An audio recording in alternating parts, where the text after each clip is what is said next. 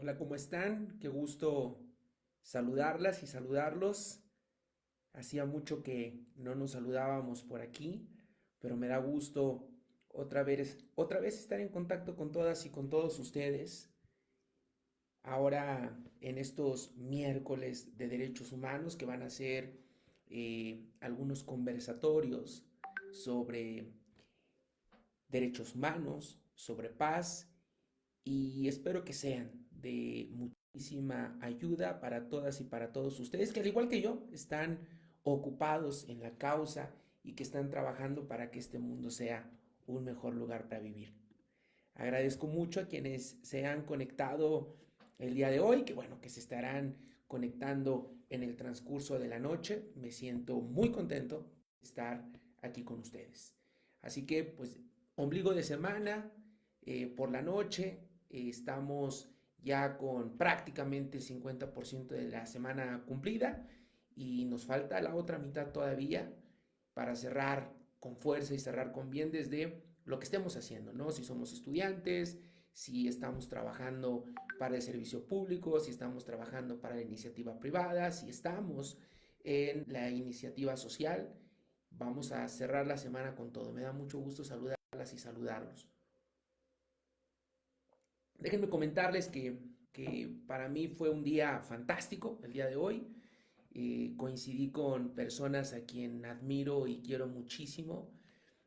Por la mañana me encontré a un amigo, hermano del alma, compañero de la universidad, además, mi querido amigo Yasmani. Estaba desahogando una audiencia en el juzgado segundo de lo familiar y no pude saludarlo porque estaba en la diligencia. Yo fui a revisar unos expedientes y me dio tanto gusto verlo. Eh, Confirmar, refrendar todas las capacidades técnicas que tiene jurídicas es verdaderamente fabuloso. Me dio muchísimo gusto, me dio mucho gusto verlo. Ya después le mandé un mensaje justamente diciéndole que me había dado mucho gusto verlo y que bueno, no había tenido la oportunidad para saludarlo, pero una persona a la que le tengo que aprender muchísimo y que admiro muchísimo. Y después por la tarde estaba en los juzgados penales, en los juzgados de control, estuvimos checando ahí un procedimiento de ejecución de penas y me encontré un gran amigo de la maestría, Orlando, a quien le mando un saludo bien fuerte, con muchísimo cariño. A él ya tenía años que no lo veía y bueno, tuve la gran fortuna de saludarlo. Hoy él trabajando desde la Defensoría Pública y de veras que me dio muchísimo gusto verlo. Y estuvimos ahí poniéndonos al tanto de algunas cosas brevísimas. Él estaba por entrar a una audiencia y yo tenía una cátedra, así que bueno, estas cosas pasan en la vida profesional, ¿no? Que a veces nos encontramos a buenos amigos, a buenas amigas. Y también, dicho sea de paso, encontré a mi amiga Denise, también en el juzgado tercero de lo familiar por la mañana, una extraordinaria defensora pública a quien admiro muchísimo y también tuve la fortuna de saludarlo y también me encontré y aprovecho para mandarle un saludo también a mi amiga Ali, compañera también de la universidad y que ahora está trabajando para el Instituto Hidalguense de las Mujeres. Me da muchísimo gusto que se haya sumado a la causa y que ahora esté trabajando desde ella. Así que para mí ha sido un gran día y creo que estoy cerrando mi miércoles laboralmente hablando, pues con la interacción con cada una y con cada uno de ustedes, que me da muchísimo gusto que me estén acompañando. Muchas gracias. Voy a compartir esta transmisión a mi página de Facebook directamente, a mi página de Facebook personal, para que quienes no están siguiendo la página de la Asociación por la Paz y la Defensa de los Derechos Humanos, pues igual se puedan conectar a estos miércoles de derechos humanos. Muchas gracias a quienes se van conectando. Les saludo con muchísimo saludo.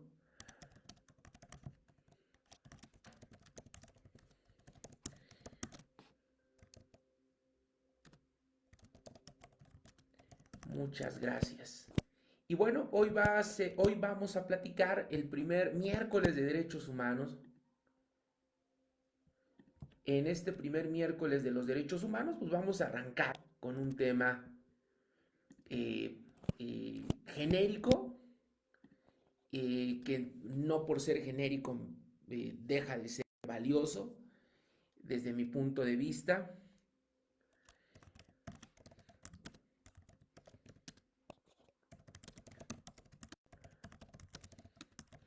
Porque estaremos hablando sobre los derechos humanos en el siglo XXI. Y si bien es cierto que el título inicialmente es muy genérico, voy a concentrarme en dos autores el día de hoy. Voy a hablar por un lado de Martha Nussbaum y por otro lado voy a hablar de Cass Sunstein. Así que, si bien es cierto que el inicio de la charla va a ser muy genérica, voy a hablar de qué son los derechos humanos, en qué consisten los derechos humanos, estaré encaminando la charla para platicar sobre las visiones de dos juristas norteamericanos, contemporáneos totalmente, una maestra en la Universidad de Chicago, otro maestro en la Universidad de Harvard, que es Cass Sunstein, y que además ha sido una persona muy cercana a Barack Obama. De hecho, cuando Barack Obama fue presidente de Estados Unidos, Cass Sunstein estuvo directamente trabajando con él como su asesor. Es imposible entender el derecho de los Estados Unidos de Norteamérica y sobre todo el cómo se entienden a los derechos humanos si no pensamos o si no leemos a Cass Sunstein. Por eso he decidido platicar de estos dos autores para platicar sobre los derechos humanos en el siglo XXI. Pues bueno, vamos a comenzar a platicar. Les suplico, por favor, que vayan mandando sus comentarios, vayan mandando sus preguntas en el chat, ahí en el icono de mensajes para que podamos interactuar, para que tenga yo el placer de saludarlas, de saludarlos y que por supuesto me hagan sus preguntas y con independencia de que me hagan sus preguntas también de que me hagan sus comentarios y que también me hagan peticiones para los próximos miércoles de derechos humanos. Vamos a tener invitados. Una de las cosas maravillosas que me han dejado los derechos humanos en estos años que llevo trabajando por la paz y por los derechos humanos son los amigos sinceros, los hermanos de causa y los hermanos de corazón que he ido construyendo y bueno, muchos de ellos me estarán acompañando en estos miércoles de derechos humanos, que estaremos conversando algunas ideas. Hoy, este miércoles, voy yo solito, como habrán muchos otros, pero insisto, también habrá otros en donde estaré conversando con amigas y con amigos. Le mando un saludo bien grande a Eric Rojas, un saludo con mucho afecto, gracias por estar aquí. A Nancy San Juan, querida Nancy, te mando un saludo con mucho cariño. Estuvimos compartiendo un salón de clases en un doctorado, así que te recuerdo con mucho cariño y con mucha gratitud también. A Lisette Isidro, te mando un saludo con mucho cariño, una gran defensora de los derechos humanos de las mujeres. Me da muchísimo gusto que estés por aquí conectada. Hace tiempo que colaboramos en una ponencia para Ciudad Mujer y pues bueno, seguimos trabajando en eso. Muchos saludos.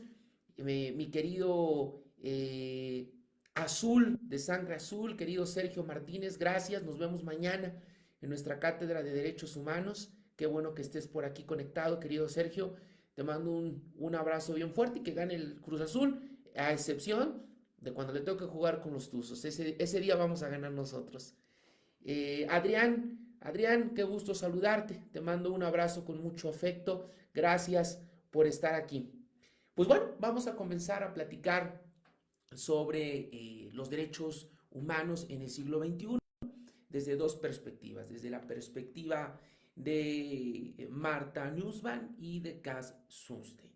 Bueno, para hablar de los derechos humanos, hoy como están aconteciendo, me parece que no solamente basta con hacer un recorrido histórico, que sí es indispensable, pero me parece que para hablar de los derechos humanos tenemos que hablar de la apariencia que hoy tienen desde la perspectiva jurisdiccional y desde el litigio estratégico.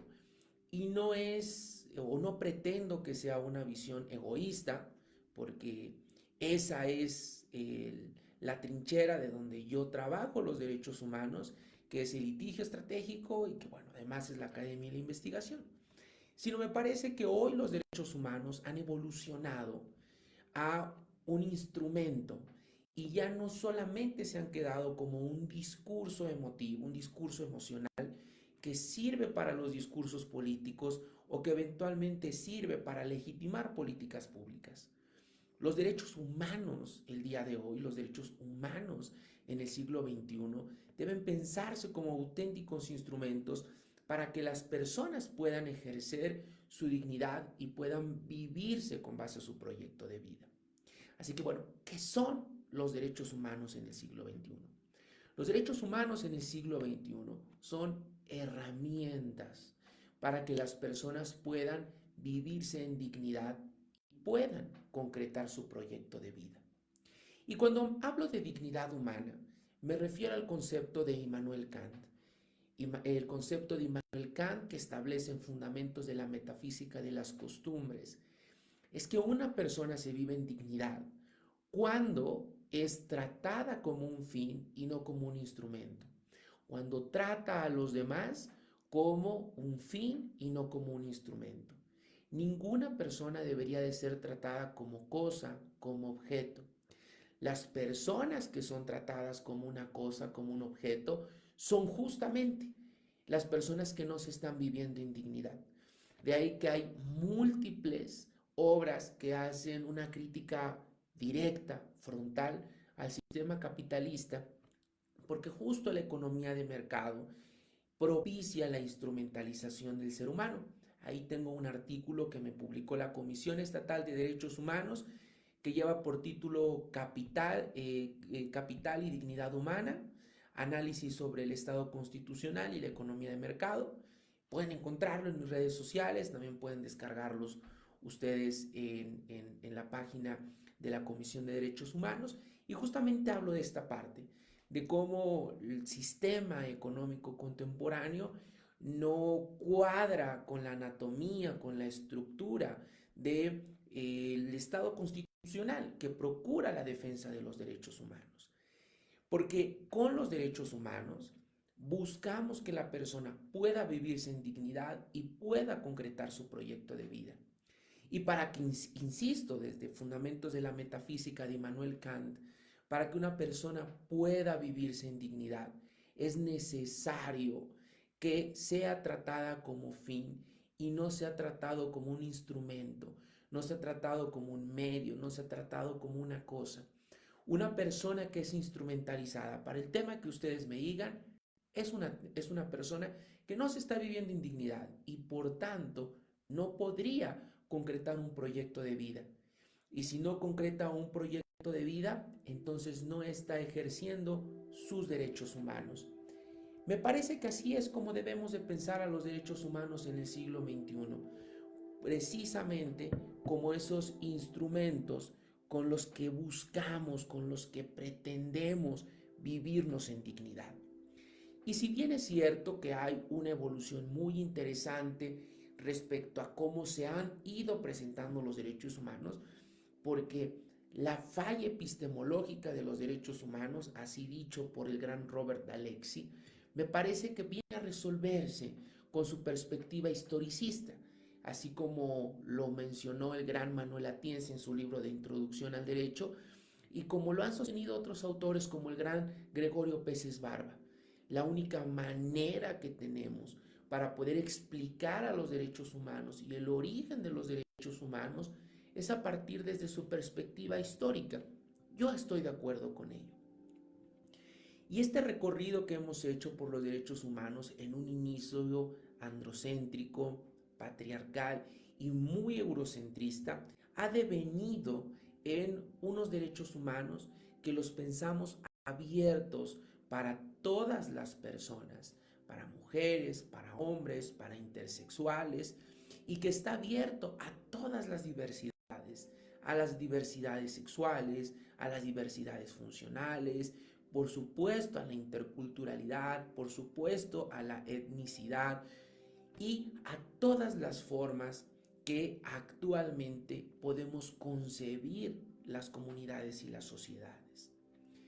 Por tanto, los derechos humanos hoy deben entenderse como instrumentos para poderse vivir en dignidad y para poder concretar el proyecto de vida. Dicho esto, es donde ahora voy a acuñar el pensamiento de doña Martha Nussbaum y de don Cass Sunstein. Permítanme hablar en un primer momento de doña Martha Nussbaum. Decía al momento de conectarnos en el presente live que Martha Nussbaum es una gran académica de la Universidad de Chicago y está concentrada en lo que ella denomina las capacidades humanas. Históricamente, Martha Nussbaum ha desarrollado la idea de capacidades humanas. La idea de capacidades humanas de Martha Nussbaum implica que las personas, para que puedan vivirse en dignidad y en bienestar, deben de tener ciertas capacidades. Por ejemplo, la capacidad de la vida. Las personas deben de tener una vida saludable, una vida completa. O la capacidad de la integridad corporal. Las personas deben de tener capacidad para moverse libremente y para sentirse seguros de su cuerpo. O por ejemplo, la libertad de expresión. Dice Martha Nussbaum, es la capacidad que tienen las personas para expresarse libremente y poder tener acceso a información de manera libre.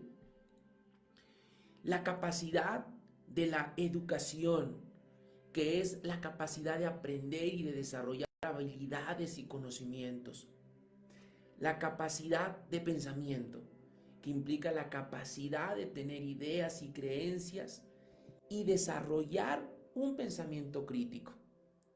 La capacidad de tener relaciones afectivas, dice Martha Nussbaum, que es la capacidad para tener relaciones sociales, relaciones amorosas y el poder cuidar a otras personas y que otras personas cuiden de nosotros.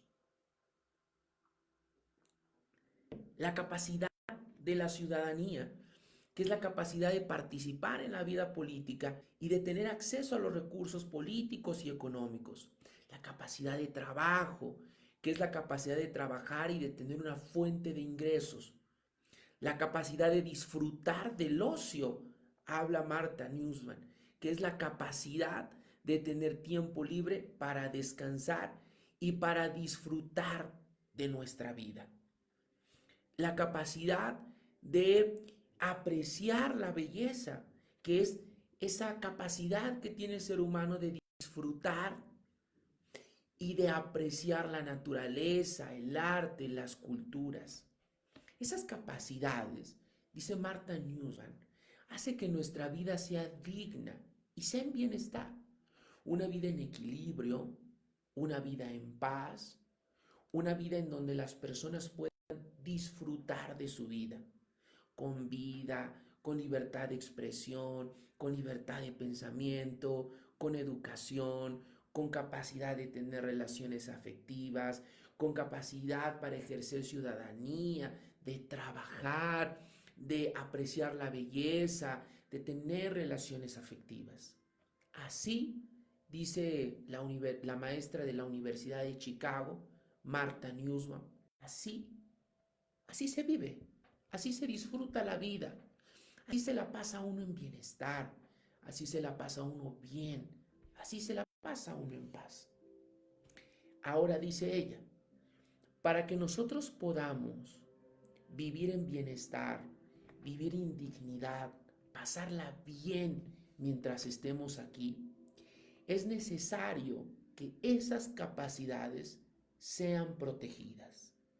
Sean protegidas por instrumentos que, por un lado, limiten la actuación del Estado para que no trastoquen esas capacidades que tenemos como personas, como seres humanos, como especie Homo. Por otro lado, para que el Estado, el gobierno, para ser específico, las propicie y las garantice. Y también, muy importante, para que esas capacidades puedan ser exigidas en el caso de que sean trastocadas por el Estado. La filósofa y profesora de Derecho y Ética de la Universidad de Chicago, la gran Martha Nussbaum, insiste en que la dignidad humana y la necesidad de crear una sociedad digna y equitativa va a permitir el desarrollo potencial de las personas humanas. Y miren, que esto es muy parecido a lo que decía la gran feminista Betty Friedan, que decía que la razón por la cual venimos a la vida es para desarrollar nuestras capacidades. Así una mujer, decía Betty Friedan en una gran obra que es La mística de la feminidad, me parece que es una obra indispensable para todas aquellas personas que están interesadas en temas de género y en temas del movimiento feminista. La dignidad, la dignidad y la vida humana se viven y se viven bien si disfrutamos nuestra vida a partir del desarrollo de nuestras capacidades. Así que la forma en la que piensa Martha Nussbaum a los derechos humanos en el siglo XXI es así.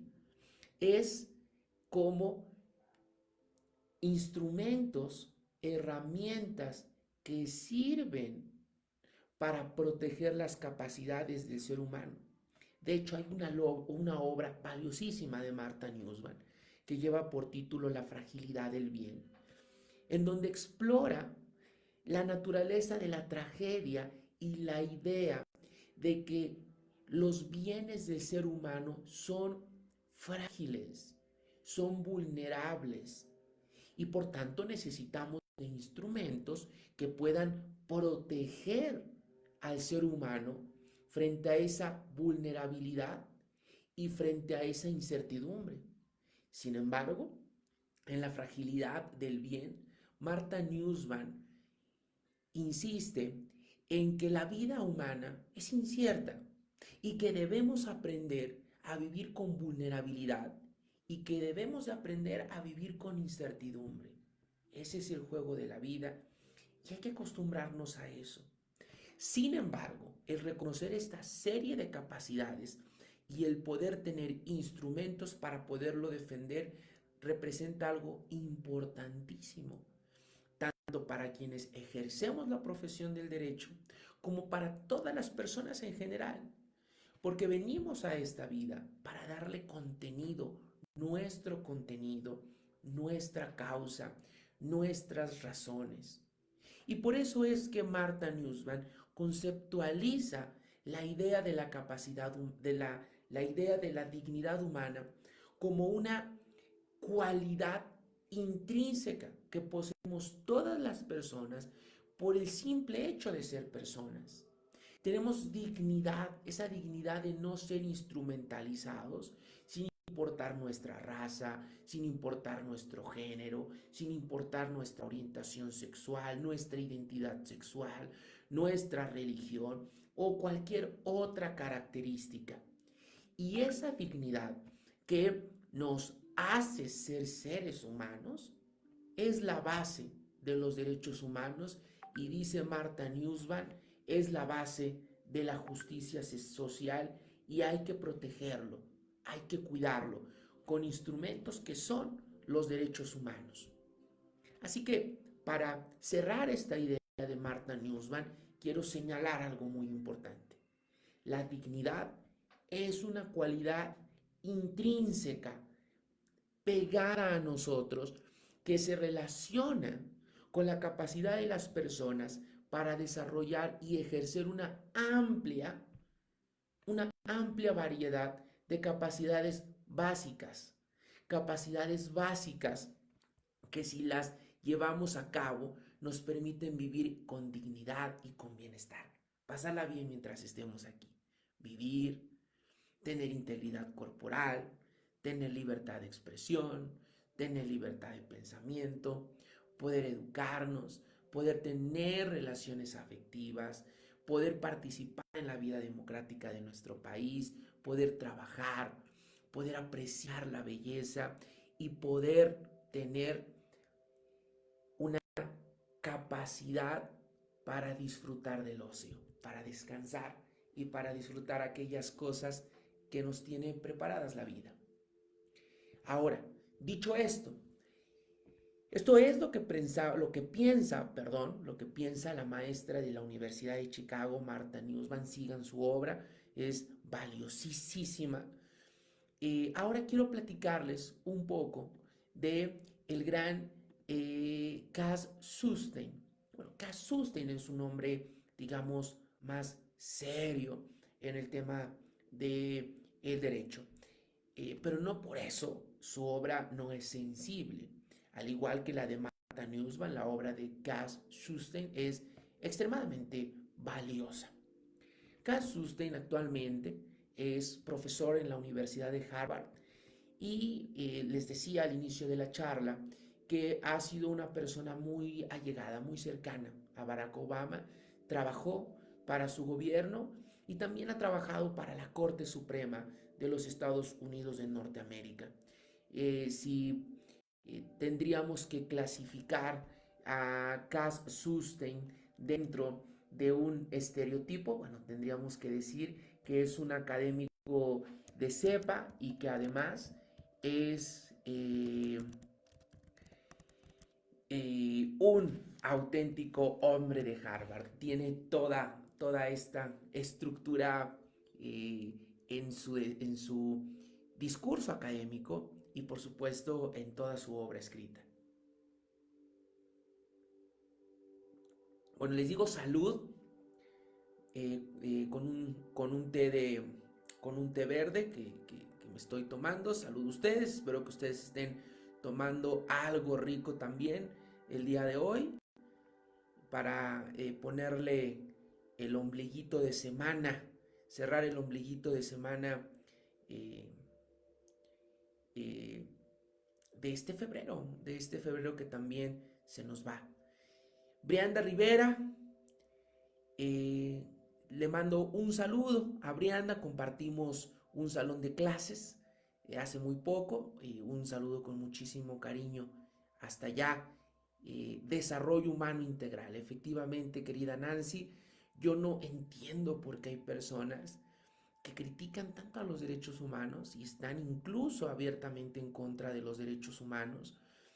Si los derechos humanos son lo que nos permite pasarla bien mientras estemos aquí, vivirnos en paz. Y como bien dice Enrique Krause, aquel que no cree que son importantes los derechos humanos es porque nadie se los ha violado. Entonces, pues bueno, me parece que eso es lo que acontece cuando las personas me parece que no creen en los derechos humanos. En primer lugar es por un amplio, me parece, desconocimiento sobre el tema y también, naturalmente, porque no están sensibilizados respecto al tema. Pero bueno, esa es parte del trabajo por la paz, lograr que los derechos humanos sean una realidad. Muy bien, estaba entonces explicando las ideas de Cass Sunstein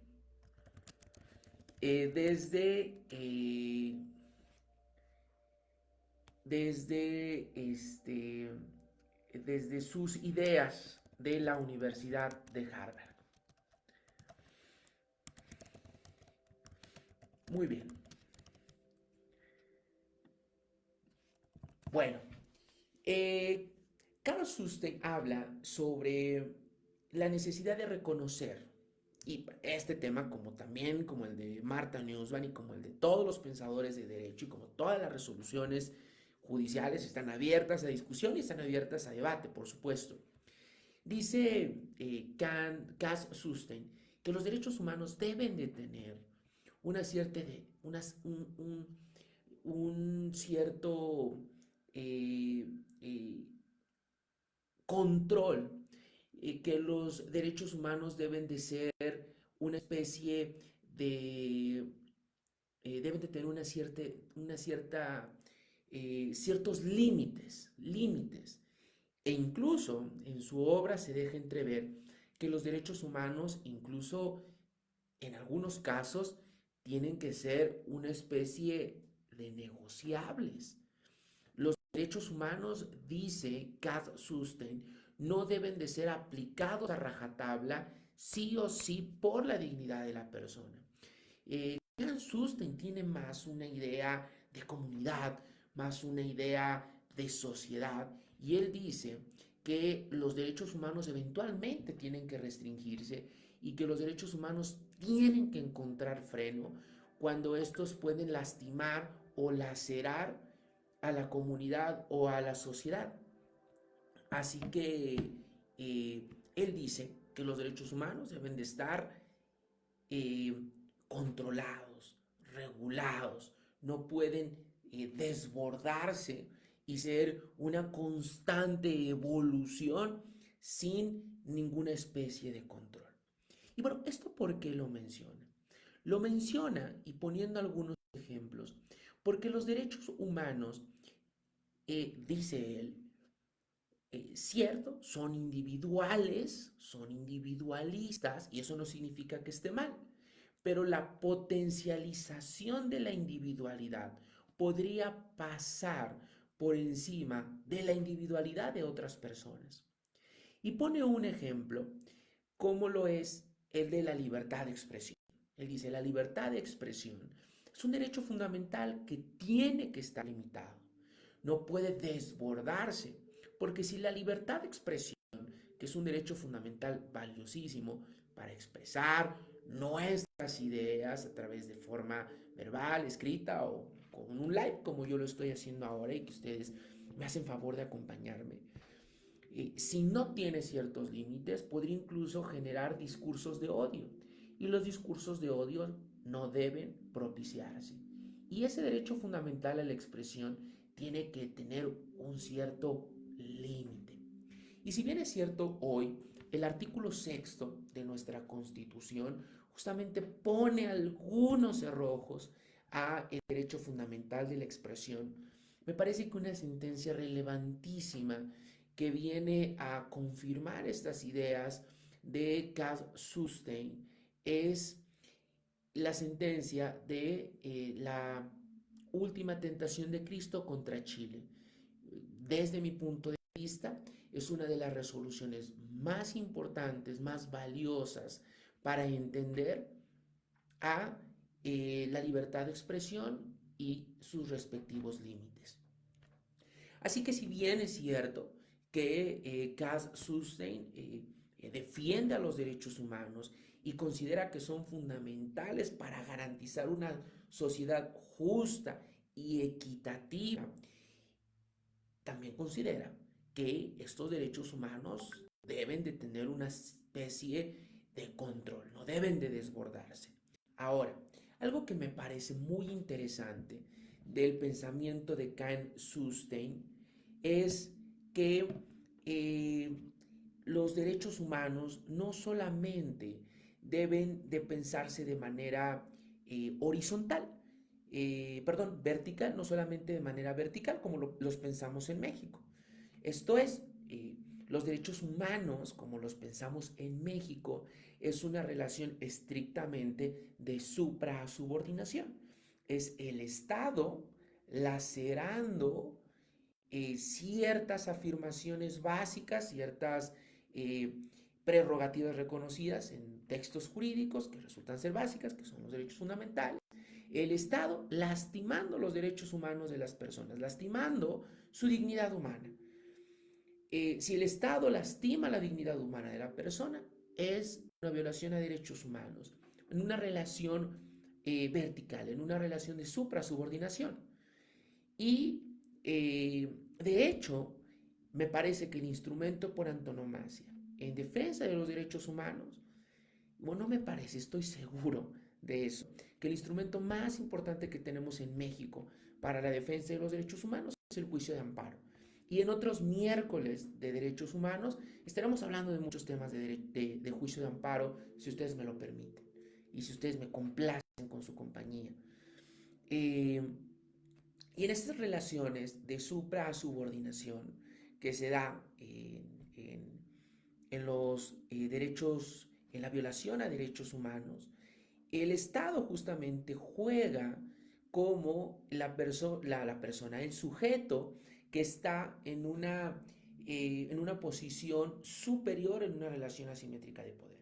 De hecho, la ley de amparo en su artículo 5 que establece que un particular solo podrá ser autoridad responsable violatoria de derechos humanos si el acto que está emitiendo tiene la apariencia de ser de autoridad, porque la ley se lo permitió, se lo permite, es una facultad que la ley le da, y porque el acto es unilateral y obligatorio.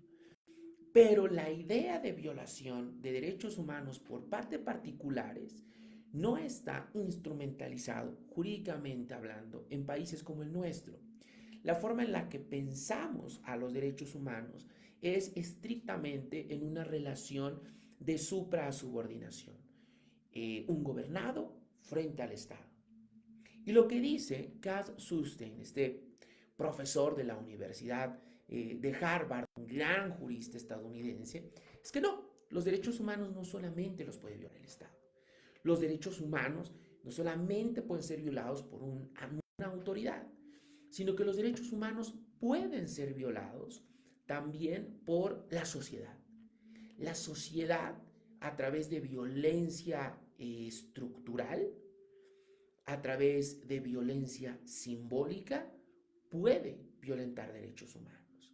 Y si ustedes quieren, en otros miércoles, de derechos humanos, platicamos la violencia simbólica según Pierre Bourdieu, y si quieren nos hablamos de la violencia estructural según Johan Galtung, que son temas importantísimos y valiosísimos para entender estas ideas. Me encantaría platicar con ustedes estas ideas en próximos miércoles de los derechos humanos. Entonces lo que dice Cass Sunstein es que los derechos humanos no solamente los puede violar el Estado del poder público, sino los puede violar la sociedad junto con estas estructuras económicas, políticas, culturales que se imponen y que excluyen a quienes siempre han sido excluidos y quienes sistemáticamente tienen que ser excluidos, los históricos y socialmente silenciados, vulnerados, subalternos. Y para finalizar, respecto a esta idea de Cass Sunstein y pasar a las conclusiones del día de hoy, quiero decirles que una gran aportación que dio Cass Sunstein en el tema de los derechos humanos, o que ha dado, es que para él no existe esta clasificación que dio Karel Basak en primera y segunda generación de los derechos humanos, no una tercera generación de los derechos humanos, y se habla de una cuarta generación de los derechos humanos. Que por cierto, aquí voy a hacer un comercial rapidísimo, en el mes de abril estaré presentando una conferencia sobre la argumentación jurídica la argumentación jurídica y la inteligencia artificial. Ojalá que puedan acompañar. Ya estaré haciendo la correspondiente invitación en mis plataformas digitales, en Facebook y en Twitter. Ojalá que me puedan acompañar. La invitación viene de una muy importante universidad y me va a dar mucho gusto saludarlas y saludarlos por allá. Bueno, pero al final son las invitaciones a los próximos eventos que vamos a hacer. Cierro mi idea. Él dice que no debería de haber esta estructuración en primera y segunda generación, ¿no? Y por supuesto en tercera ni en cuarta, sino que él dice que los derechos humanos de primera y segunda generación están totalmente unidos. Lo que hoy entendemos y que lo tenemos previsto en el artículo primero constitucional como el principio de interdependencia. El principio de interdependencia consiste en que los derechos humanos están unidos y que pues además son indivisibles, no los podemos partir a la mitad. Bueno, dice Cass Sunstein que hablar de derechos humanos de primera generación, como es el derecho, el voto, el derecho a ser votado, el derecho a la libertad de expresión, el derecho a la libertad de pensamiento, necesariamente, necesariamente son consecuencia de otros derechos que hoy hemos entendido como de segunda generación, que son los derechos humanos que nos da el Estado social, que nos da la primera mitad del siglo XX, con las grandes revoluciones del siglo XX. Esto es el derecho a formar sindicatos, el derecho al derecho de asociación, el derecho a tener salud pública, el derecho a tener una alimentación nutritiva, el derecho de acceso a la cultura.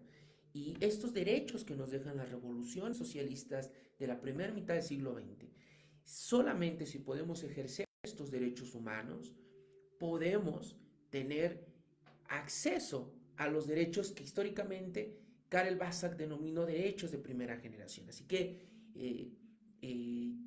Cass Sunstein insiste en esta parte de no hagamos esta división de derechos humanos ni para efectos jurídicos ni para efectos académicos. Los derechos humanos están unidos, van juntos y así los tenemos que pensar y así los tenemos que operar además.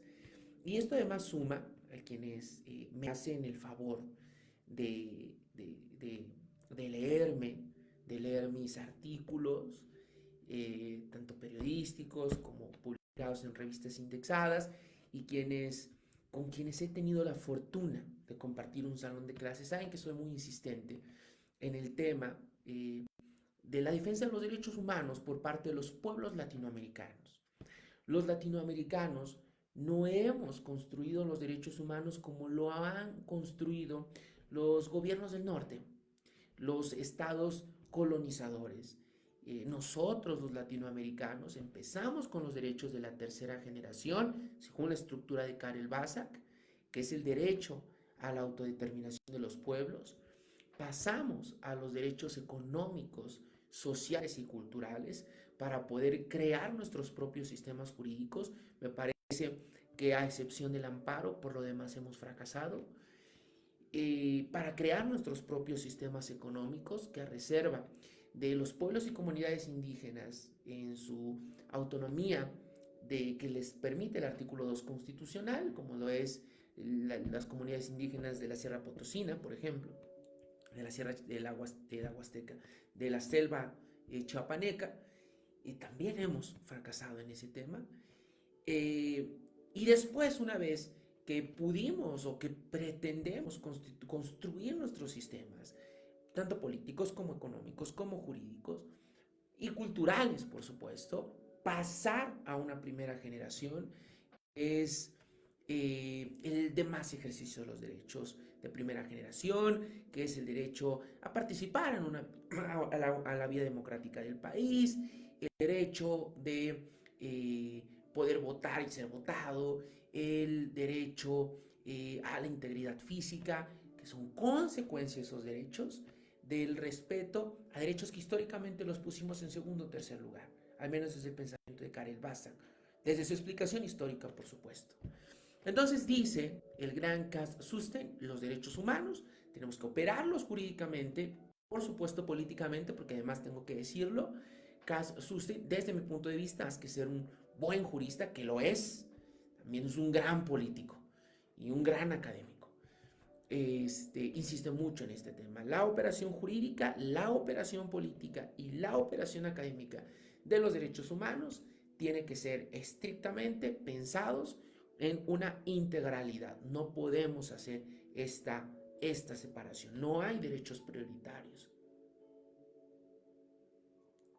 Pues muy bien, con esta idea quiero ir cerrando, quiero ir concluyendo la conversación del día de hoy. Les agradezco que me hayan estado acompañando. Le mando un saludo a A mi amiga Clau, muchas gracias por estar aquí conectada. Espero que estés muy bien. Saludo a tus niñas, espero que estén de lo mejor. Muchas gracias por estar aquí conectada. A Alina, querida Alina, te mando un abrazo bien fuerte. Gracias por conectarte. Gracias por creer en el trabajo por la paz, por estar pendiente de toda la obra que estamos desarrollando y por todo este trabajo. Eh, Alberto Torres, un gran artista, tenemos ahí pendiente un desayuno para poder trabajar algo junto en materia de derechos humanos.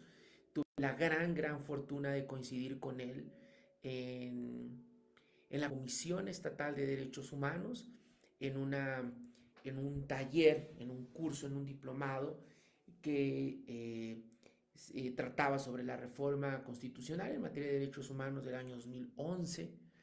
Y bueno, fue un gran privilegio conocerlo a él y a todos los que con los que compartí